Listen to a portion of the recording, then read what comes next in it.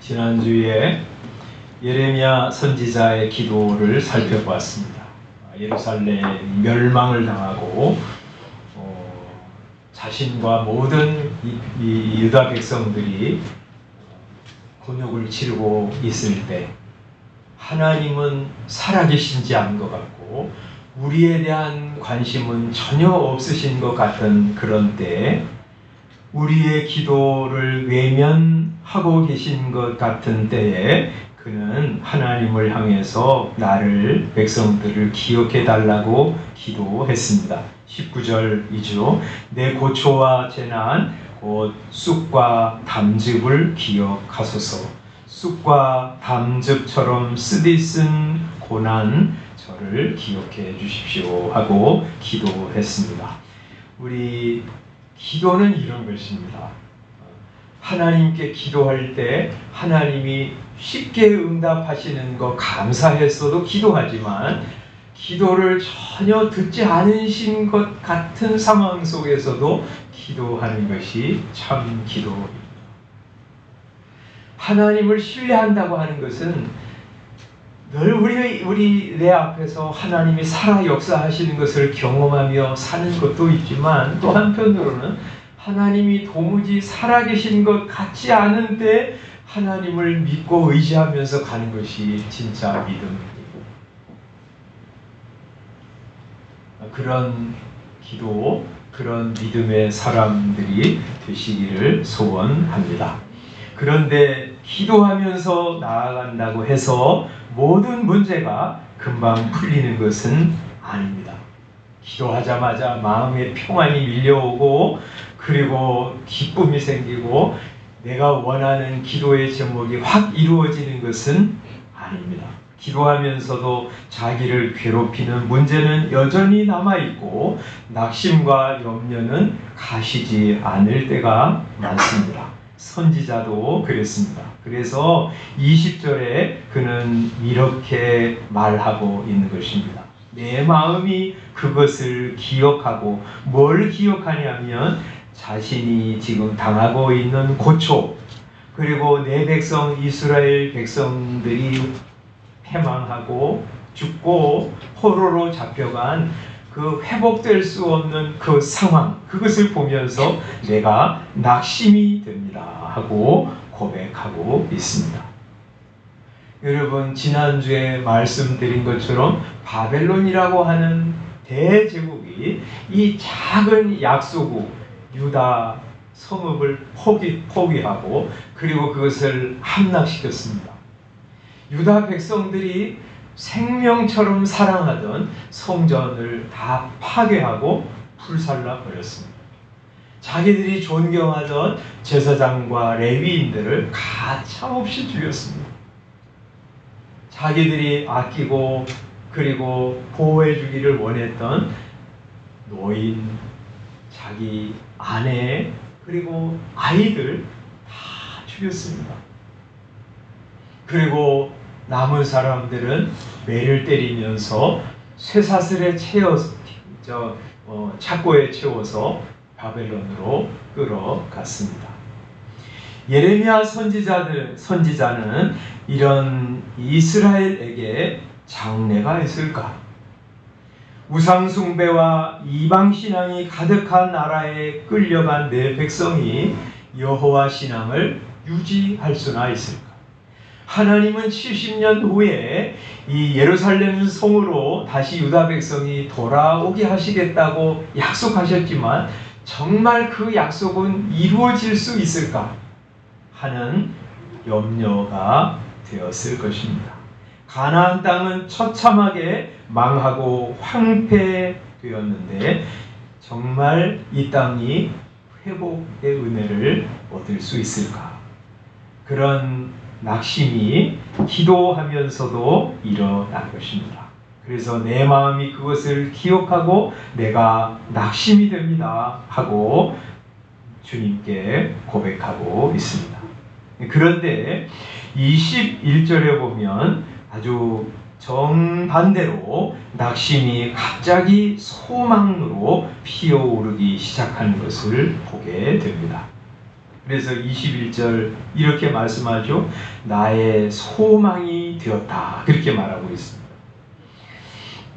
내가 우려하는 것은 기후에 지나지 않아. 이스라엘 백성들은 이방 땅에 가서도 여호와 신앙을 지킬 거야. 그리고 70년이 되면 하나님이 이 유다 땅, 가나안 땅으로 우리 백성들을 귀환하게 하실 거야 하는 소망이 일어나고 확신 가운데 거하게 되었습니다. 무엇 때문에 이 낙심 어린 이 예레미야 선지자가 소망을 갖게 되었나? 여기 21절에 그 힌트가 나와 있는데 이렇게 말씀하세요. 이것을 내가 내 마음에 담아 두었더니 그것이 오히려 나의 소망이 되었습니다.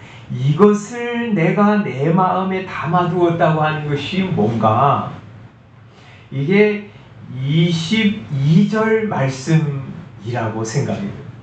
이걸 마음에 담아두었어요. 뭘 마음에 담아두었냐면 하나님이 어떤 분이신가 하는 것을 마음에 담아두었다는 것입니다. 하나님의 성품을 그는 알고 있었고요. 그것을 마음에 담아두었어요. 22절 이렇게 말씀하죠. 여호와의 인자와 긍휼이 무궁하심으로 우리가 진멸되지 아니함이니이다. 이렇게 말씀합니다. 여러분, 이 구약 성경, 신약 성경 더 그렇지만 우리 하나님이 어떤 분이신지를 많이 말씀하세요. 여러분, 성경이라고 하는 책은요, 우리 어떤 책이에요? 하나님의 자기 계시예요. 하나님이 어떤 분이신가를 보여주시는 책이 성경이잖아요. 하나님이 우리를 어떻게 사랑하셨는지, 어떻게 죄인들을 구원하시기 위해서 계획을 세우시고 그 일을 이루어 가셨는지 보여주시는 것이 성경이거든요. 그러니까 성경을 읽으면 하나님이 누구이신지를 알게 돼요. 하나님의 성품을 이해하게 됩니다.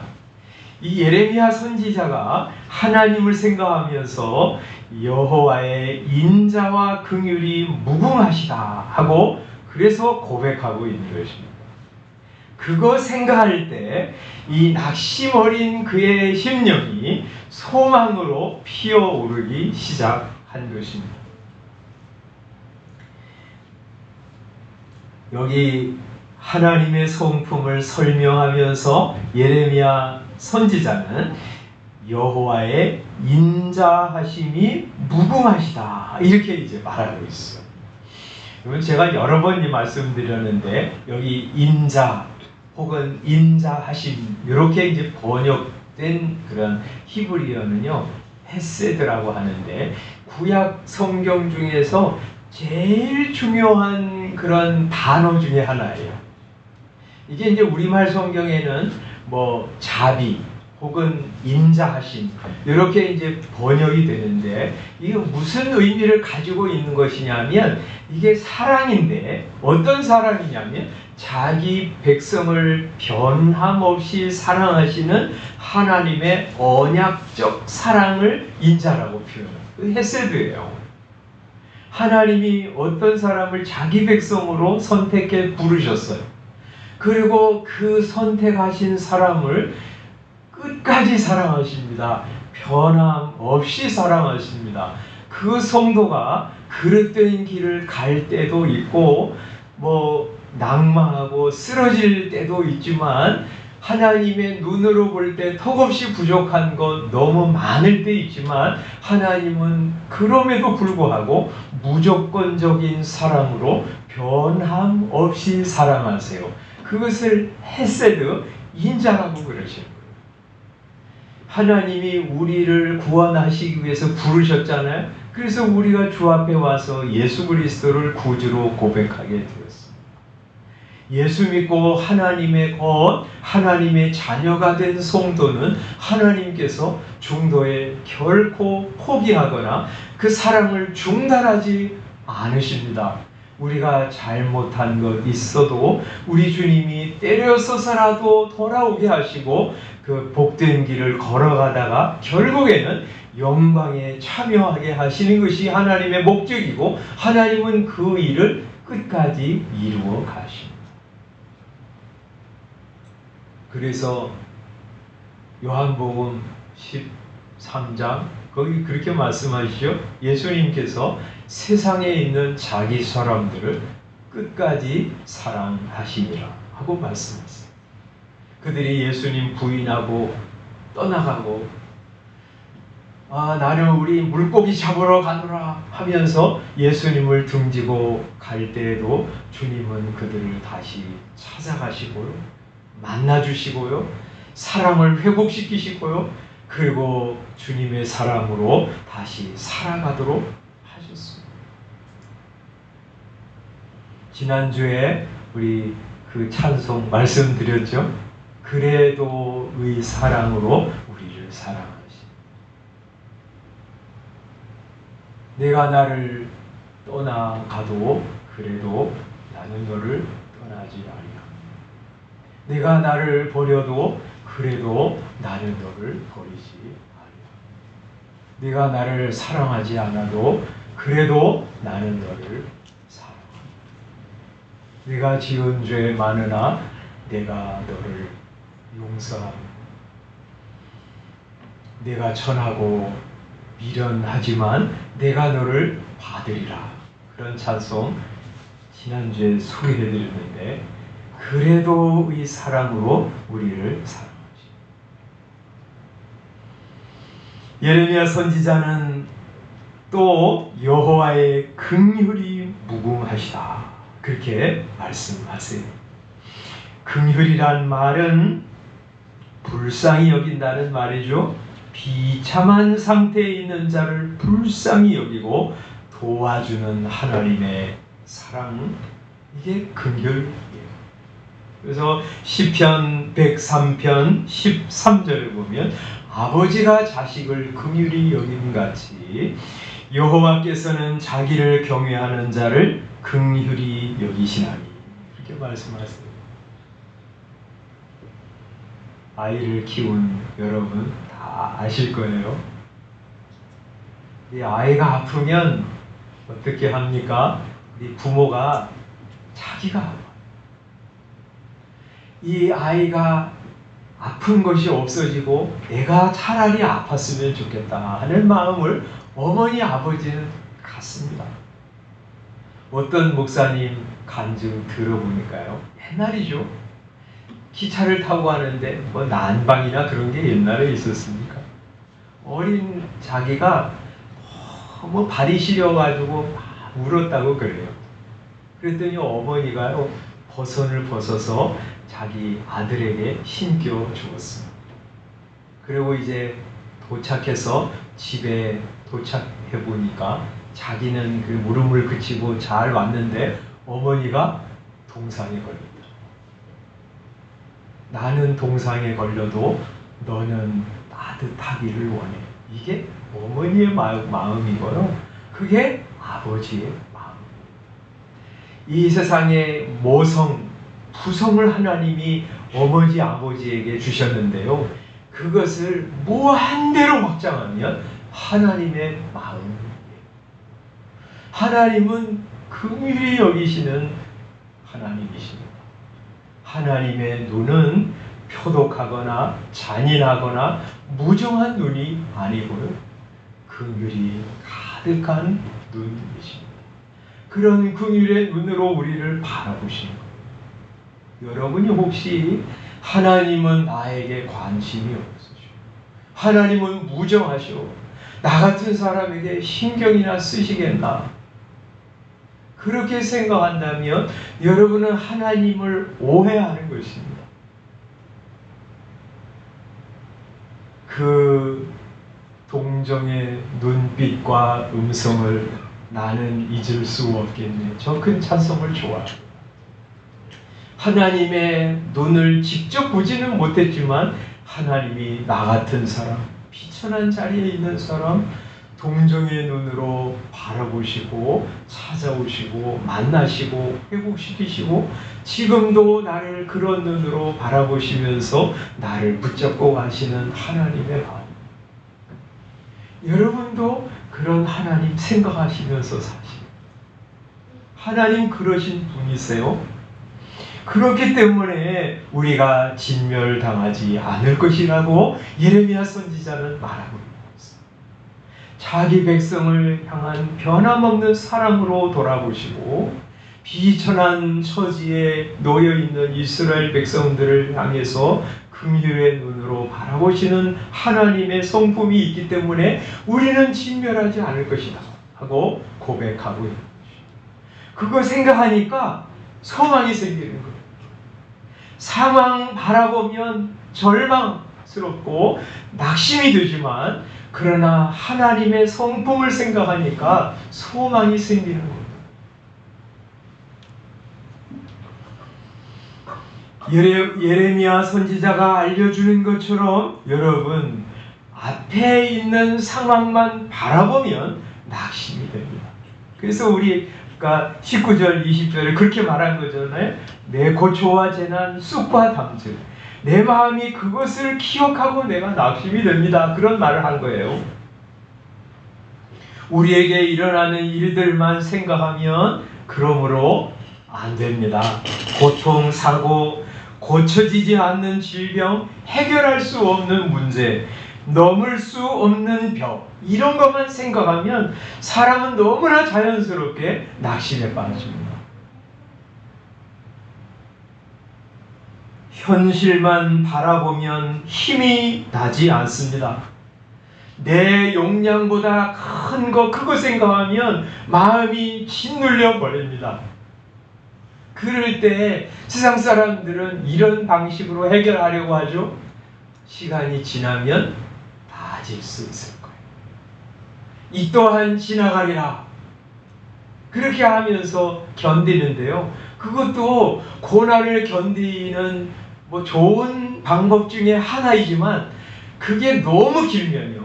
내 예상보다 지나면요. 그것도 감당이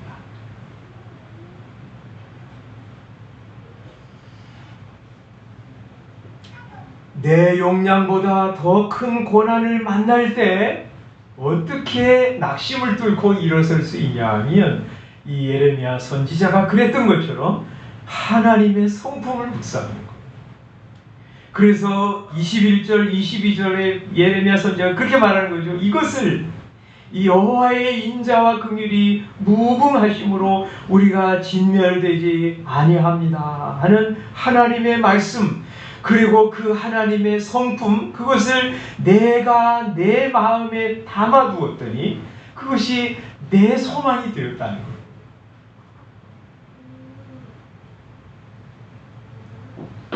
저도 그렇지만 현대인들 낙심 잘합니다. 내가 원하는 것이 이루어지지 않으면 쉽게 낙심하죠.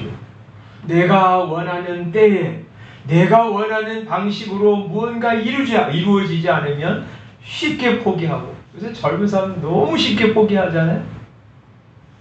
쉽게 낙심에 빠집니다. 지난주에 우리 진영 형제가 청년부 끝나고 잠깐 그런 얘기 하더라고요. 나는 원망 매니아예요. 막 그런 얘기를 하더라고요. 원망에 너무 쉽게 빠진다는 거죠. 낙심 매니아들이 많아요. 조금만 어려움 닥치면 세상 다 끝난 것처럼 낙심하고, 낙심해서 헤어나오지 못하는 사람 너무너무 많습니다. 그런데 그 낙심 매니아로부터 뚫고 나가서 소망을 갖게 할 수 있는 유일한 치료책은요, 하나님을 생각하는 거예요. 하나님 앞에 나아가는 것입니다. 하나님께 나가서 그분이 살아계신 것을 확인하고 그분이 인자와 긍휼이 무궁하시다고 하는 사실, 한없으시다고 하는 사실을 확인하고 그것이 믿어질 때요, 낙심으로부터 일어날 수 있어요. 그래서 우리는 문제를 만나도, 염려를 만나도, 낙심 중에도 일어나서 하나님께 달려나가는 것입니다. 여러분, 피아노가 있어요. 피아노를 손대지 않고 작게 만드는 방법이 무엇입니까?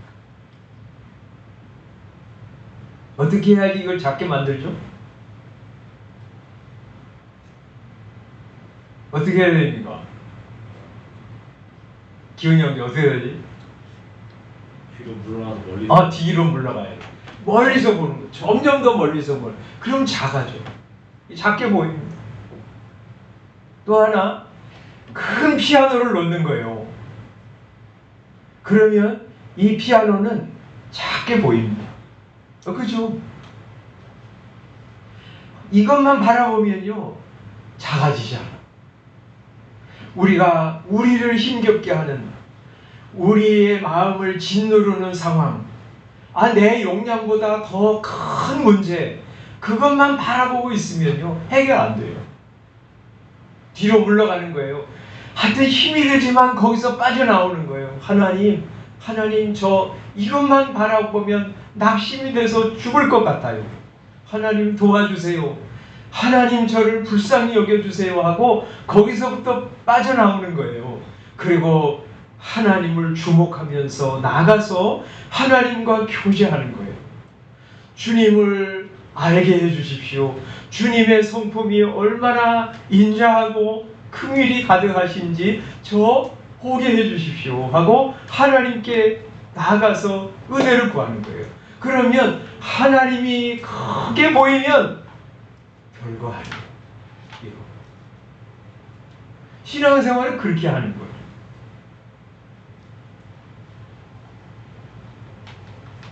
그러니 고난을 만날 때, 절망적인 상황에 맞닥뜨렸을 때 그 상황만 보고 절망하지 마십시오.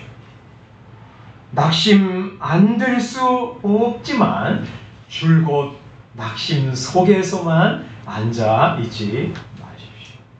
거기서 나와서 하나님 그 고난을 내 시선으로가 아니라 주님의 시선으로 바라보게 해주십시오 하고 기도하면서 나오십시오. 그리고 하나님과 교제하면서 가십시오.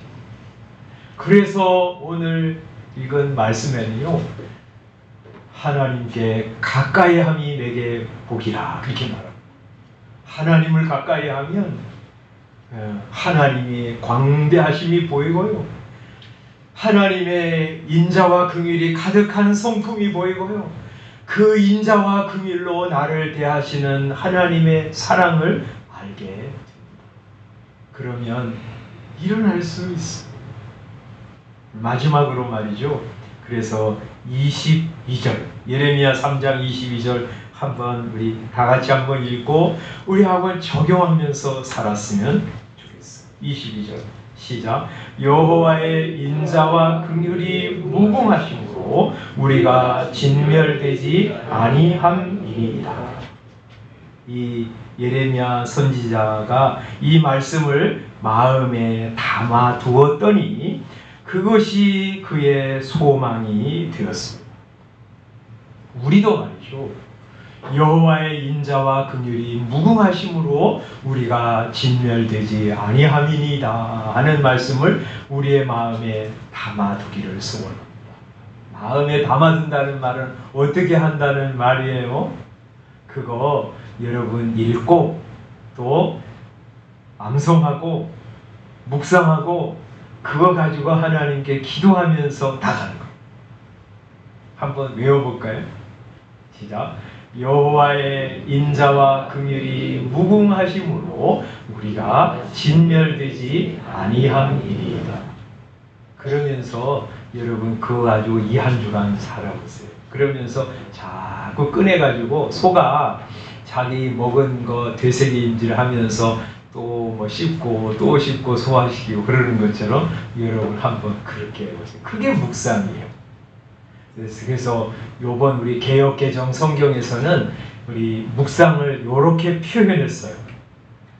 작은 소리로 읊조리는 것으로 표현했어요. 번역을 했어요. 여러분 그렇게 하는 거예요.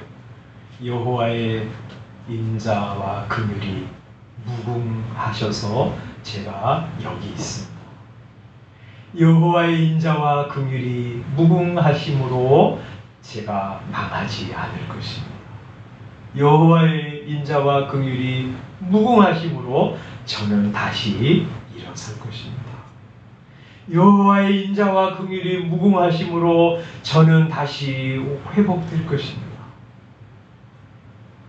여호와의 인자와 긍휼이 무궁하심으로 나는 그 하나님 의지하면서 오늘도 일어나서 걸어가겠습니다 하고 가십니다.